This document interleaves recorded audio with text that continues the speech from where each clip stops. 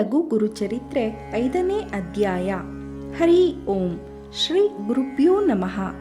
ದೂರ್ವಾಸರ ಶಾಪದಂತೆ ನಾರಾಯಣನು ಮತ್ಸ್ಯ, ಕೂರ್ಮ, ವರಾಹ ಮುಂತಾದ ಅವತಾರಗಳನ್ನು ತಾಳಿ ದುಷ್ಟ ನಿಗ್ರಹ, ಶಿಷ್ಟ ಪರಿಪಾಲನೆಗಳನ್ನು ಮಾಡಿದಂತೆ ದತ್ತಾತ್ರೇಯನು ಸಹಿತ ಕಲಿಯುಗವು ಪ್ರಾರಂಭವಾದ ಮೇಲೆ ಅವತಾರವನ್ನೆತ್ತಬೇಕಾಯಿತು.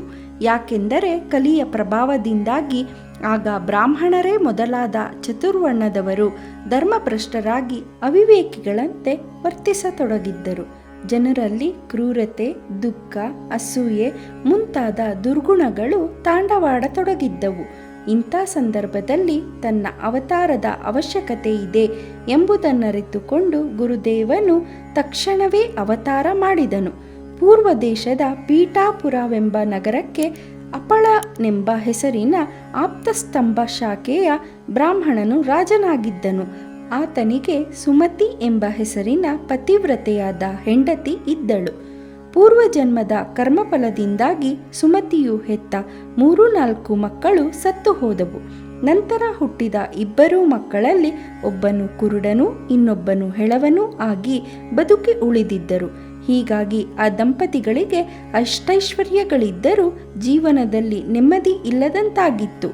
ಹೀಗಿರುತ್ತಿರಲೊಂದು ದಿನ ದತ್ತಗುರುದೇವನು ಭಿಕ್ಷುಕ ವೇಷದಲ್ಲಿ ಅವರ ಮನೆಯ ಬಾಗಿಲಿಗೆ ಬಂದನು.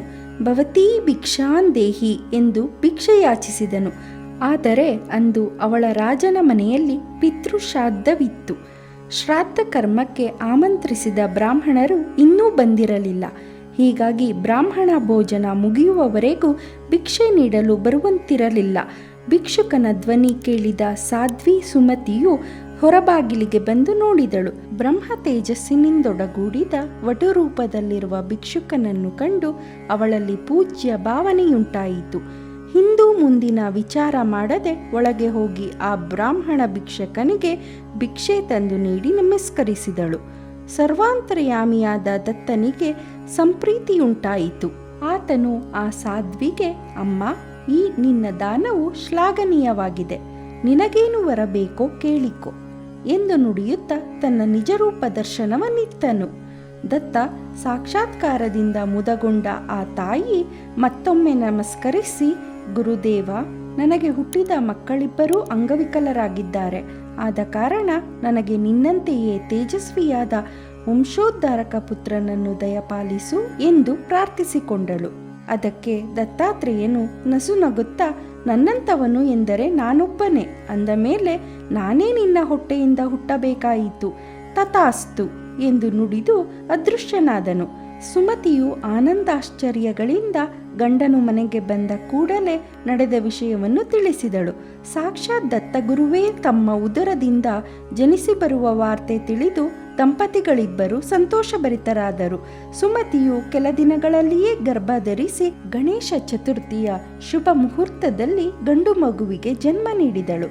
ಮಗುವಿಗೆ ಶ್ರೀಪಾದನೆಂದು ನಾಮಕರಣ ಮಾಡಿದರು. ಜ್ಯೋತಿಷಿಗಳು ಬಾಲಕನು ಜಗದ್ಗುರುವಾಗಿ ಮೆರೆಯುವನೆಂದು ಭವಿಷ್ಯ ಹೇಳಿದರು. ಶ್ರೀಪಾದ ಶುಕ್ಲ ಪಕ್ಷದ ಚಂದ್ರನಂತೆ ಬೆಳೆಯುತ್ತಿರಲು ತಂದೆ ತಾಯಿಗಳು ಆತನಿಗೆ 7ನೇ ವರ್ಷದಲ್ಲಿ ಉಪನಯನ ಕಾರ್ಯ ಮಾಡಿದರು. ಶ್ರೀಪಾದನು ಕೆಲವೇ ದಿನಗಳಲ್ಲಿ ವೇದ ವಿದ್ಯಾ ಪಾರಂಗತನಾದನು. ಆತನು 16ನೇ ವರ್ಷಕ್ಕೆ ಕಾಲಿಟ್ಟಾಗ ತಂದೆ ತಾಯಿಗಳು ಮಗನ ಮದುವೆಯ ಬಗ್ಗೆ ಆಲೋಚನೆ ಮಾಡತೊಡಗಿದರು. ಶ್ರೀಪಾದನು ತಂದೆ ತಾಯಿಗಳಿಗೆ, ನನಗೆ ವೈರಾಗ್ಯ ಸ್ತ್ರೀಯೊಂದಿಗೆ ಮದುವೆ ಮುಗಿದು ನಾನೀಗ ವಲ್ಲಭನಾಗಿದ್ದೇನೆ.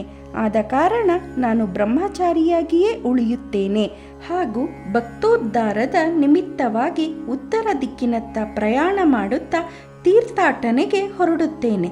ದಯವಿಟ್ಟು ನನಗೆ ಅಪ್ಪಣೆ ಕೊಡಿರಿ ಎಂದು ಬೇಡಿಕೊಂಡನು. ಮಗನ ಮಾತು ಕೇಳಿ ತಂದೆ ತಾಯಿಗಳು, ಅಪ್ಪ, ನೀನೇ ನಮ್ಮನ್ನು ತೊರೆದು ಹೊರಟರೆ ಮುಪ್ಪಿನ ಕಾಲದಲ್ಲಿ ನಮ್ಮನ್ನು ರಕ್ಷಿಸುವವರಾರು?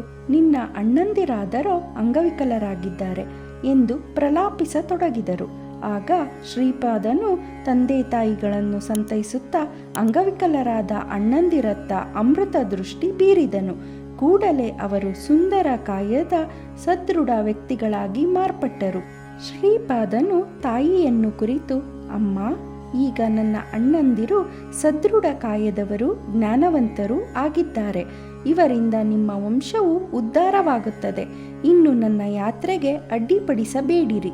ಯಾಕೆಂದರೆ ನಾನು ಸಾಧುಗಳಾದ ಕೆಲವು ಭಕ್ತರಿಗೆ ದೀಕ್ಷೆ ಕೊಡುವುದಕ್ಕಾಗಿ ಕಾಶಿ ಕ್ಷೇತ್ರದತ್ತ ಸಾಗಬೇಕಾಗಿದೆ ಎಂದು ವಿನಂತಿಸಿಕೊಂಡನು. ತಾಯಿ ತಂದೆಗಳು ನಿರೂಪಾಯವಾಗಿ ಆತನಿಗೆ ಅನುಮತಿ ನೀಡಿ ಬೀಳ್ಕೊಟ್ಟರು. ನಂತರ ಶ್ರೀಪಾದ ಶ್ರೀವಲ್ಲಭ ಸ್ವಾಮಿಯು ಮನೋವೇಗದಿಂದ ಶ್ರೀಕಾಶಿ ಬದರಿ ಯಾತ್ರೆಗಳನ್ನು ಮುಗಿಸಿಕೊಂಡು ನಂತರ ಗೋಕರ್ಣ ಕ್ಷೇತ್ರಕ್ಕೆ ಬಂದನು.